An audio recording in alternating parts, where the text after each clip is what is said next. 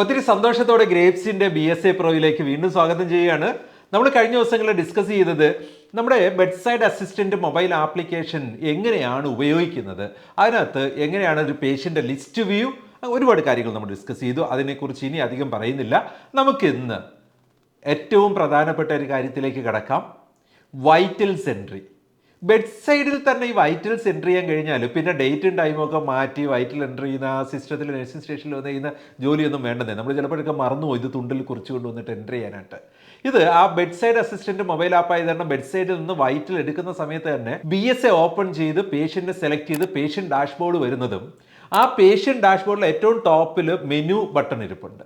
ആ മെനു തുറക്കുമ്പോൾ കുറേ അധികം ഐക്കൺസ് കാണാൻ പറ്റും. ആ ഐക്കൺസിൽ ഒന്നും രണ്ടും ഐക്കൺ നമ്മൾ പരിചയപ്പെട്ട് കഴിഞ്ഞതാണ്. സ്വാഭാവികമായിട്ടും കെയർ പ്ലാനും ഇനിഷ്യൽ അസസ്മെൻറ്റും നമ്മൾ പരിചയമായി. ഇനി മൂന്നാമത്തെ ഐക്കണാണ് വൈറ്റൽ.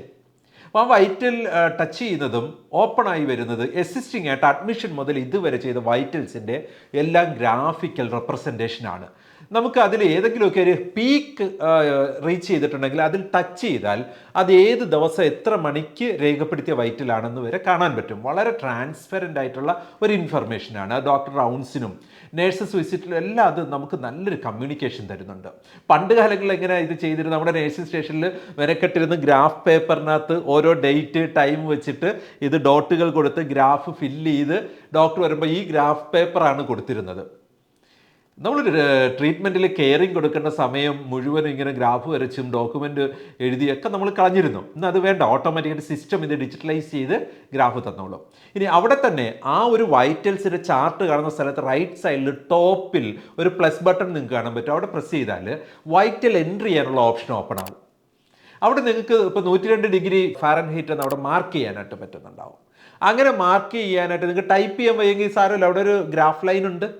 ആ സ്കെയിൽ പിടിച്ച് മൂവ് ചെയ്താൽ മതി 102ലേക്ക്. അങ്ങനെ എല്ലാ വൈറ്റൽ മേഖലകളും നിങ്ങൾക്ക് അങ്ങനെ സ്കെയിൽ ഉപയോഗിച്ചും ടൈപ്പ് ചെയ്തും ഒക്കെ അവിടെ എൻട്രി ചെയ്യാനായിട്ട് പറ്റും.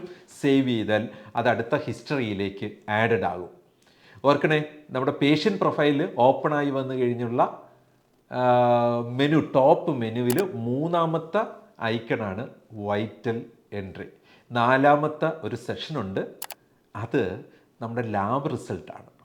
ലാബ് റിസൾട്ട് ശരിക്കും ഇത്തരത്തിൽ എൻട്രി ഒന്നും അവിടെ ഇല്ല. കാരണം ലാബിലേക്ക് പോയിട്ട് അവർ സാമ്പിൾ കളക്ട് ചെയ്തിട്ട് അവിടെ ടെസ്റ്റുകൾ നടത്തി റിസൾട്ട് നമുക്ക് തരുന്നതാണ്. ആ റിസൾട്ട് ഇവിടെ കിട്ടുമ്പോൾ നമുക്ക് എന്തൊക്കെയാണ് അറിയേണ്ടത്? നമുക്ക് ഒരു 10-16 ലാബ് ഇൻഫർമേഷൻസ് ഉണ്ടാവും, ഇൻവെസ്റ്റിഗേഷൻ നടന്നിട്ടുണ്ടാവും. അതിൽ നിന്ന് 2-3 ഇൻവെസ്റ്റിഗേഷനിലായിരിക്കും അബ്നോർമൽ വാല്യൂസ് ഉള്ളത്. അപ്പോൾ ആ നാലാമത്തെ ഐക്കണായ ലാബ് റിപ്പോർട്ട്സിനെ ഓപ്പൺ ചെയ്യുമ്പോൾ നമുക്കവിടെ കാണാൻ പറ്റുന്നത് ഡിസെൻഡിങ് ഓർഡറിൽ ഏറ്റവും അവസാനം ചെയ്ത ടെസ്റ്റുകൾ ഏറ്റവും ആദ്യം വരത്തക്ക വിധത്തിലാണ് നമുക്കവിടെ കാണാൻ പറ്റുന്നത്.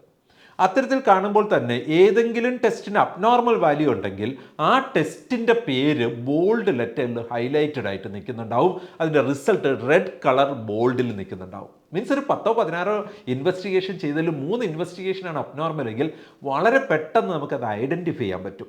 ഇനി അതിൽ മുൻകാലങ്ങളിൽ ചെയ്ത റിസൾട്ട് മുകളിലേക്ക് സ്വൈപ്പ് ചെയ്താൽ പഴയ റിസൾട്ടുകളെല്ലാം കാണാൻ പറ്റും. ഏതെങ്കിലും ഒരു റിസൾട്ട് റിപ്പീറ്റ് ചെയ്തിട്ടുണ്ടെങ്കിൽ നമുക്ക് ആ റിസൾട്ടിൽ ഒന്ന് ടാപ്പ് ചെയ്താൽ മതി. അങ്ങനെ ടാപ്പ് ചെയ്യുമ്പോൾ പെട്ടെന്ന് തന്നെ അതിൻ്റെ ട്രെൻഡ് റിസൾട്ട് ഗ്രാഫിക്കൽ റെപ്രസെൻറ്റേഷനായിട്ട് അവിടെ കിട്ടും.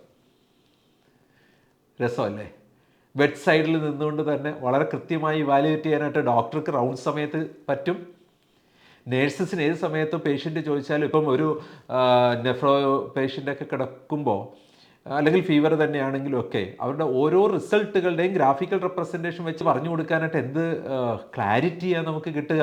സോ ബെഡ് സൈഡ് അസിസ്റ്റൻറ്റിൽ ആ സബ് മെനൂസിലുള്ള ഓരോ ഐക്കൺസായിട്ടാണ് നമ്മൾ പരിചയപ്പെടുന്നത്. അടുത്ത കാര്യങ്ങളിലേക്ക് അടുത്ത വീഡിയോയിൽ വരാം.